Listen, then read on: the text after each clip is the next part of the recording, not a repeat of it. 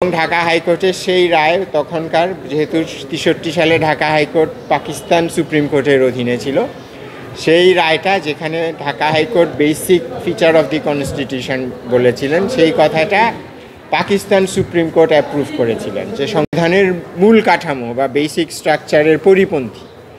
এবং আমাদের এই গত এক মাসের সাবমিশনে, অনেক কাউন্সিলের সাবমিশনে একটা কথা এসছে যে এই যে সংবিধানের মূল কাঠামো তত্ত্ব, এটা এক ভারতীয় সুপ্রিম কোর্টের কেশবানন্দ ভারতী নামে একটা মামলার রায় থেকে এই ডক্ট্রিনটার উৎপত্তি হয়েছে। কিন্তু একটু গভীরভাবে দেখলে দেখা যায় আসলে এই ডক্ট্রিনটার উৎপত্তির দাবিদার আমরা হতে পারি, ঢাকা হাইকোর্ট হতে পারে।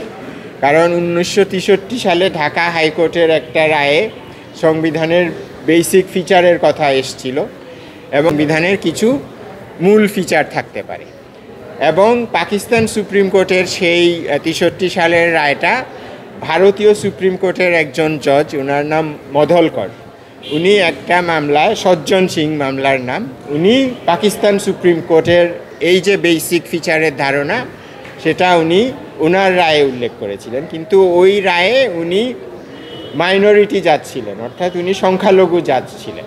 কিন্তু এরপরে কেশবানন্দ ভারতী কেসে মধলকরের যেই অবজারভেশনটা সংবিধানের মূল কাঠামো, মৌলিক ফিচার, সেটা কেশবানন্দ ভারতী কেসে সুপ্রিম কোর্ট ব্যবহার করে মূল কাঠামো ডক্ট্রিনটি ভারতীয় সুপ্রিম কোর্টে প্রতিষ্ঠা করা হয়। কাজে আপনি যদি এই ডক্ট্রিনটার উৎপত্তি খুঁজতে যান, এটার উৎপত্তি ঢাকা হাইকোর্ট এবং তৎকালীন পাকিস্তান সুপ্রিম কোর্টের রায়ের মধ্যে পাওয়া যায়। সেই হিসাবে আমি বলেছি যে এই ইতিহাসটা, কারণ আমাদের এই বিচারপতি ফারাহ মাহবুবের রায় আসতে পারে, কারণ একটা সাধারণ ধারণা হয়েছে যে বেসিক স্ট্রাকচার ডক্ট্রিন এটা ভারতের সুপ্রিম কোর্ট থেকে উৎপত্তি হয়েছে, কিন্তু এটা আসলে আমাদেরও উত্তরাধিকার, আমাদের এই কারণে এটা অসাংবিধানিক। আর মৌলিক কাঠামোর উৎসটা আমি আজকে কোর্টকে ব্যাখ্যা করলাম, কারণ দেখা গেছে অনেক আইনজীবীও এটা জানেন না, এবং এই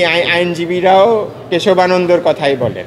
আর আরেকটা জিনিস হলো, আমরা যেটা চেয়েছি যে পঞ্চদশ সংশোধনী সম্পূর্ণভাবে বাতিল করতে হবে, কারণ পুরোটা। এবং আমরা এটা বলেছি যে পঞ্চদশ সংশোধনীকে আংশিকভাবে বাতিল করা এবং আংশিকভাবে এটাকে বৈধ ঘোষণা করা সম্ভব না, কারণ এটার বিভিন্ন আর্টিকেলগুলো অঙ্গাঙ্গিভাবে জড়িত এবং এটা সম্পূর্ণটা একটা উদ্দেশ্য নিয়ে, একটা অথরিটারিয়ান সিস্টেম এস্টাবলিশ করার উদ্দেশ্য নিয়ে এই পুরো পঞ্চদশ সংশোধনীটা পাশ করা হয়। এবং এখানে দুই একটা ধর্মের বিষয় আছে বা হয়তো নারী আসনের কথা আছে, কিন্তু পুরো প্যাকেজটাকে একসাথে দেখতে হবে, কারণ এখানে অনেকগুলো ভালোর মধ্যে একটা দুটো খারাপকে হয়তো দিয়ে দেওয়া হয়েছে to get a political mileage, যাতে এটাকে পলিটিক্যালি সেল করা যায়, কিন্তু এইগুলোকে আলাদা করা সম্ভব না। এই পুরো সংশোধনীটাকে একসাথে দেখতে হবে এবং একসাথে দেখলে এটাকে একসাথেই বাতিল করতে হবে। এবং এই ক্ষেত্রে আমরা কিছু